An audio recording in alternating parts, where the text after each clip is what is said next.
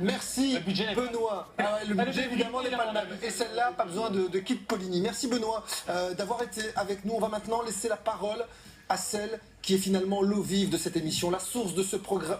Sophie, Oui, non mais qu'est-ce que vous faites? bah à votre avis, ça se voit quand même, je suis en train de chercher de l'eau. En fait, il faut savoir que quand même le métier de sourcier, c'est un des métiers qui existe depuis la nuit des temps. Non, mais vous sortez d'où ce truc? T'es un peu haut, là. Bah, en fait, c'est parce que j'ai rencontré le seul sourcier qui a été enregistré officiellement en Belgique. Il s'appelle Patrick Benoît. Et donc, du coup, eh bien, voilà, je voulais savoir si c'était un métier accessible un petit peu à tout le monde. Et donc à moi. Oh, attendez, je suis attirée.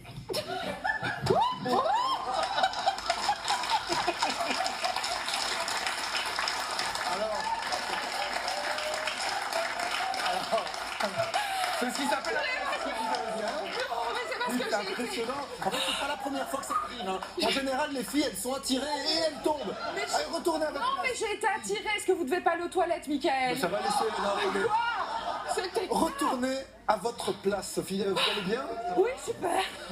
Dites sourcier, Sophie. Ça ressemble fort à sorcier. Ça a souvent été assimilé. Ah mais je suis tout à fait d'accord avec vous, Michael, et je pensais la même chose, mais franchement, j'ai changé d'avis, et j'espère que vous aussi, une fois que vous aurez découvert le métier de Patrick Benoît, qui est sourcier. Regardez.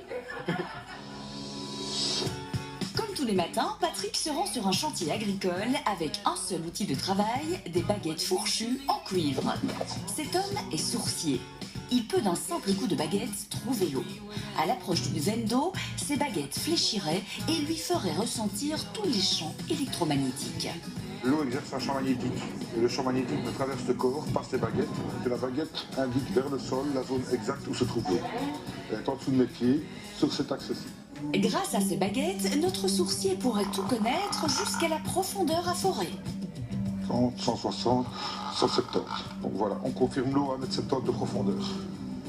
Si cette technique laissera certains très dubitatifs, l'art de la baguette est pourtant utilisé depuis la nuit des temps. Une pratique ancestrale qui nécessiterait un don que ne détiendraient que quelques élus.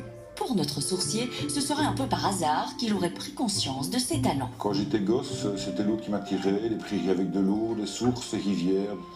Et il y a plusieurs années, j'ai rencontré une personne plus âgée, qui est un ancien sourcier. On en a discuté, il a vu que j'avais des facultés, disons, assez poussées. Donc il m'a secondé, il m'a aiguillé, il m'a en quelque sorte formé, donné toutes les ficelles, trucs et astuces pour travailler intelligemment. Et l'élève aurait aujourd'hui dépassé le maître. Patrick se dit capable de détecter non seulement les sources d'eau, mais aussi les polluants. Et tout cela à distance en sondant son pendule. C'est que le pendule, on peut trouver les polluants de l'eau qui sont les grands classiques, donc les nitrites, les nitrates. On peut se rendre sensible à la texture du sol, le degré de pH de l'eau. Donc grâce au pendule, on peut vraiment anticiper les événements. Je demande qu'il cherche une veine d'eau, peu importe la profondeur. Et j'en ai une. Il tourne.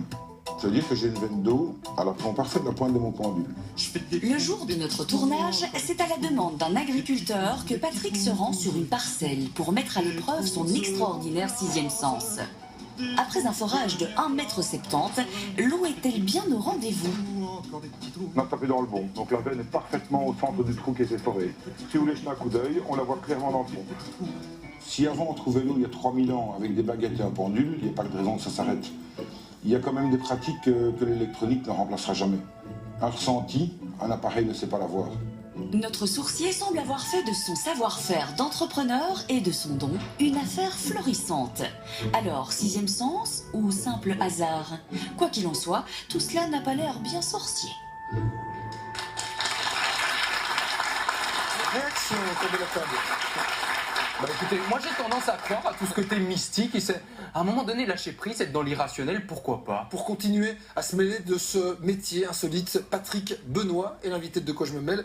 Bonsoir Patrick, le métier de sourcier, c'est un des plus vieux métiers du monde. On trouve des traces dans